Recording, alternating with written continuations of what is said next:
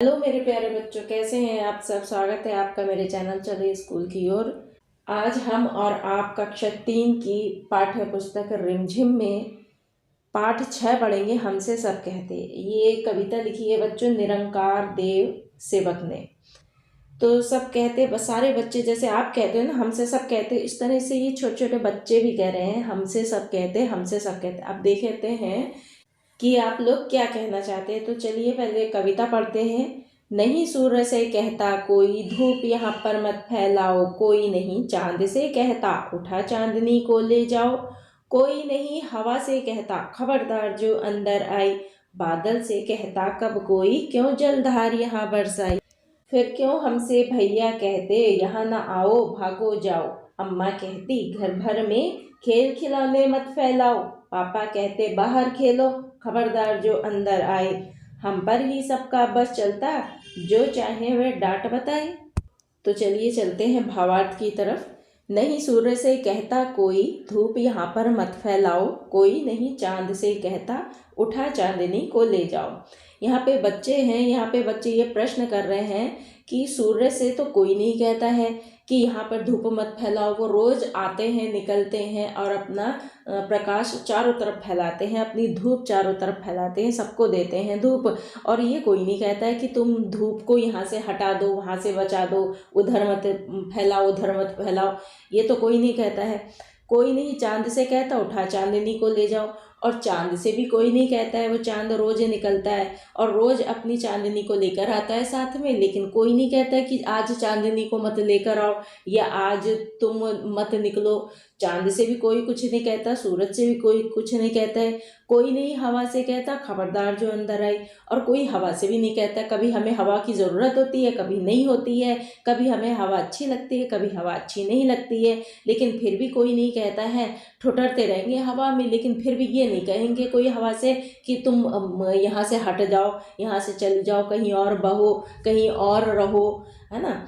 बादल से कहता कब कोई, क्यों जलधारा यहाँ बरसाई। अब बादल महाराज आते हैं, बादल जी आते हैं, वो अपना बरसात में खूब पानी बरसाते हैं, जगह जगह कीचड़ कर देते हैं। कोई नहीं उनको डंडा लेकर मारने जाता है। कोई उनसे नहीं कहता है कि तुमने यहाँ पर पानी क्यों फैला दिया। और हम कुछ करते हैं तो फिर परेशानी होती है।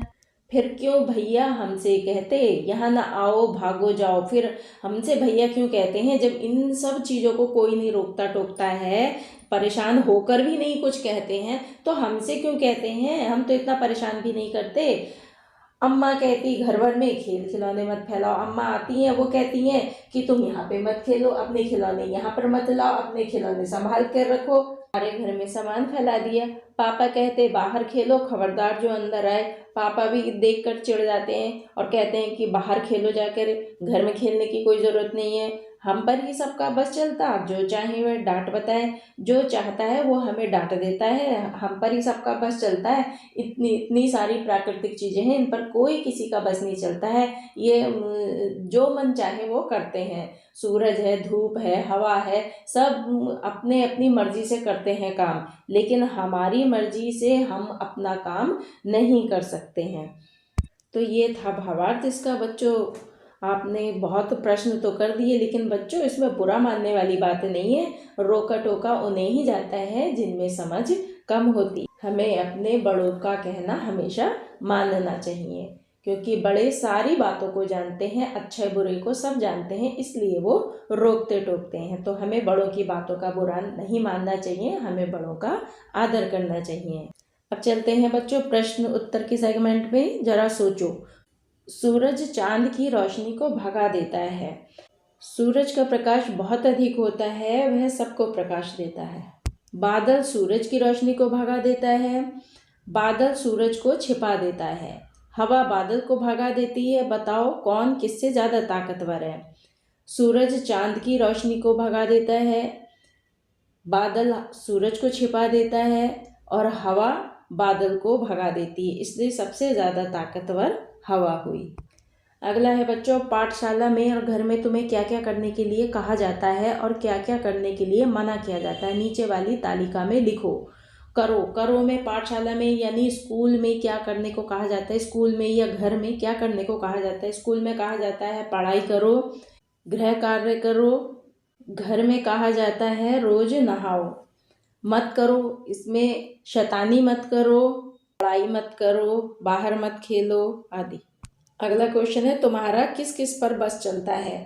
उत्तर होगा, हमारा बस केवल हमारी ही चीज़ों पर चलता है, जैसे पुस्तकें, खिलौने, बस्ता आदि। अगला क्वेश्चन है, तुम्हारे घर में कौन कौन टोकता रहता है? हमारे घर में दादाजी, बड़े भैया, पापा, मम्मी, दादी जी आदि सब टोकते रहते हैं। किन किन बातों पर तुम्हें अक्सर टोका जाता है? हमें निम्नलिखित बातों पर टोका जाता है, जिद करने पर, लड़ाई करने पर, चिल्लाने पर, गंदगी फैलाने पर, रोने पर। तो ये चैप्टर यहीं समाप्त होता है। आगे आपको पता ही है क्या करना है, वीडियो को लाइक करना है, चैनल को सब्सक्राइब करना है और ज़्यादा से ज़्यादा शेयर करना है। बेल बटन को दबाना मत भूलना, इससे होगा ये कि तुम्हारे पास वीडियो सबसे पहले पहुंचेगी। और बच्चों ये बिल्कुल फ्री है। मिलते हैं फिर नेक्स्ट वीडियो में, तब तक आप अपना ध्यान रखिए, अपनी पढ़ाई जारी रखिए। जय हिंद, जय भारत।